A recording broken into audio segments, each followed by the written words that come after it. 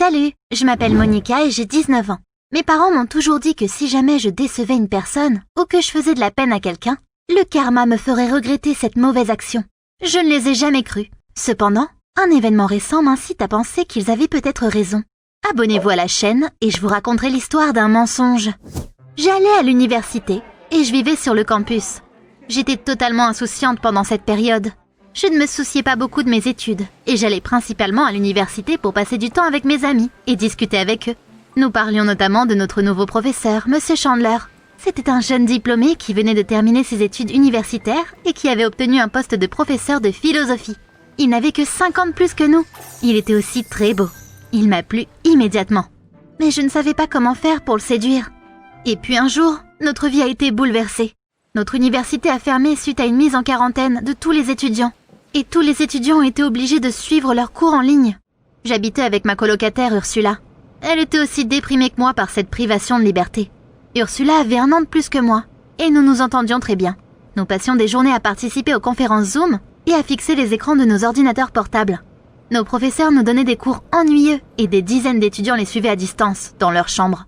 Mais parfois, certains étudiants oubliaient d'éteindre la caméra de leur ordinateur portable et c'était hilarant. Par exemple, un jour, un de nos camarades de classe n'avait pas éteint sa caméra et il s'est levé pour s'étirer. Tout le monde a vu qu'il ne portait pas de pantalon. Il pensait que personne ne pouvait le voir et il s'est mis à danser dans sa chambre. Nous avons éclaté de rire en le regardant. C'est à ce moment-là que j'ai eu une idée. Je m'ennuyais tellement que j'ai décidé de faire une farce à mes camarades. J'avais besoin de l'aide de ma colocataire pour mettre mon plan à exécution. Je lui ai parlé de mon projet et elle a accepté d'y participer. Le jour suivant, à la fin du cours en ligne, et après avoir dit au revoir à tout le monde, j'ai fait semblant d'oublier d'éteindre ma caméra. Je me suis levée et j'ai vaqué à mes occupations. Soudain, Ursula est entrée dans la pièce. Elle s'est mise à crier en me reprochant d'avoir mangé sa pizza. Je lui ai reproché d'avoir utilisé mon maquillage sans me le demander. Nous avons commencé à nous disputer de plus en plus violemment. Pour finir, Ursula a dit que j'étais la pire colocataire du monde et qu'elle ne voulait plus vivre avec moi. Elle a fait ses bagages et elle a claqué la porte en partant. Et j'ai éclaté en sanglots, en essayant d'avoir l'air bouleversée. Évidemment, tout était faux. Je savais que plusieurs dizaines d'étudiants nous regardaient à ce moment-là, et j'ai fait de mon mieux pour paraître convaincante.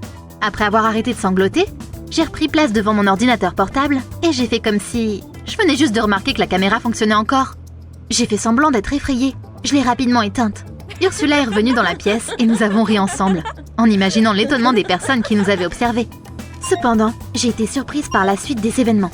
Le lendemain, mes camarades de classe ont commencé à m'envoyer des messages pour me réconforter. Ils s'inquiétaient vraiment pour moi et ils voulaient m'aider. Et le soir, certains d'entre eux sont même venus me voir sur le campus. Ils m'ont offert de beaux cadeaux et ils m'ont rassurée.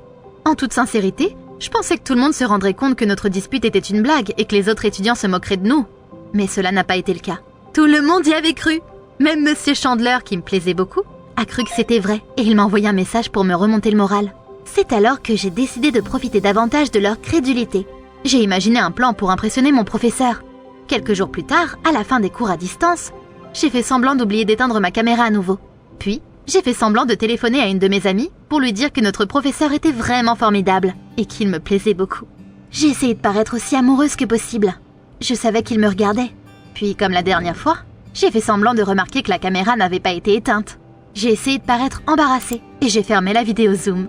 J'ai immédiatement envoyé un message à Monsieur Chandler pour m'excuser.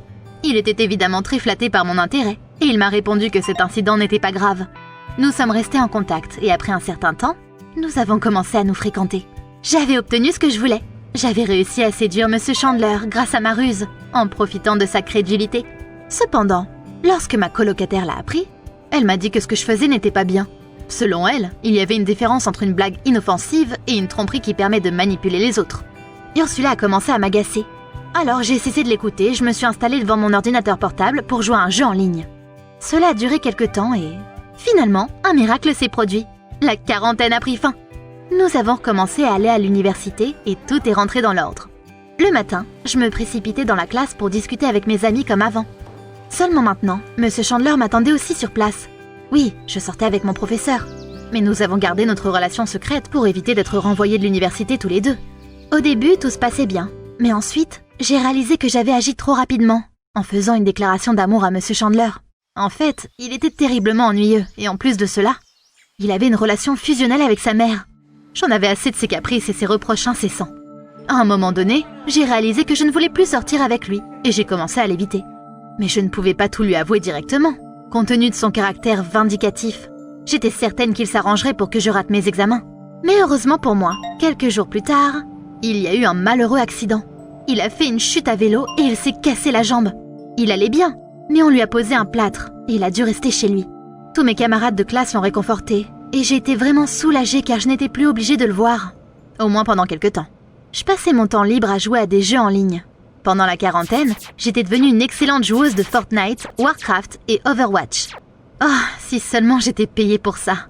J'ai pensé à Monsieur Chandler et à son plâtre. Et j'ai eu une idée géniale. J'ai rapidement obtenu un plâtre pour mon bras grâce à quelques amis. Et j'ai créé ma propre chaîne de streaming. Eh bien, avez-vous déjà deviné mon plan? J'ai diffusé mes jeux préférés en streaming et lorsque mes abonnés m'ont demandé pourquoi j'avais le bras dans le plâtre, je leur ai répondu d'une voix triste que j'étais tombée en faisant du vélo. Tout le monde m'a immédiatement réconfortée et j'ai reçu de nombreux messages qui disaient que j'étais une belle fille très douée pour les jeux vidéo malgré mon bras cassé. Rien que ça. Mes abonnés n'hésitaient pas à m'envoyer des dons pour me soutenir financièrement. J'ai commencé à gagner de l'argent. Chaque partie diffusée en streaming m'en apportait un peu plus et j'étais vraiment fière de ma réussite. Un jour, Ursula m'a vue avec le bras plâtré et m'a demandé ce qui m'était arrivé d'un air inquiet. J'ai ri joyeusement et j'ai retiré mon plâtre. J'ai expliqué mon plan astucieux à mon amie. Mais elle ne m'a pas du tout soutenue. Pire encore, elle s'est fâchée et elle m'a dit que j'avais vraiment un problème. Tu ne peux pas tromper les gens comme ça. Le karma te le fera regretter, s'est exclamée Ursula. Elle m'a vraiment énervée à ce moment-là. J'ai commencé à lui crier dessus, en lui disant que ce n'était pas ses affaires. Et que si elle était jalouse de moi, je ne voulais pas le savoir. Nous nous sommes disputés longuement jusqu'à ce que finalement, ma colocataire me dise qu'elle ne voulait plus vivre avec moi et qu'elle allait déménager dans une autre résidence étudiante. Je lui ai dit que ça me convenait parfaitement. Évidemment, j'étais un peu inquiète à cause de ma dispute avec Ursula, mais ce sentiment a disparu très rapidement.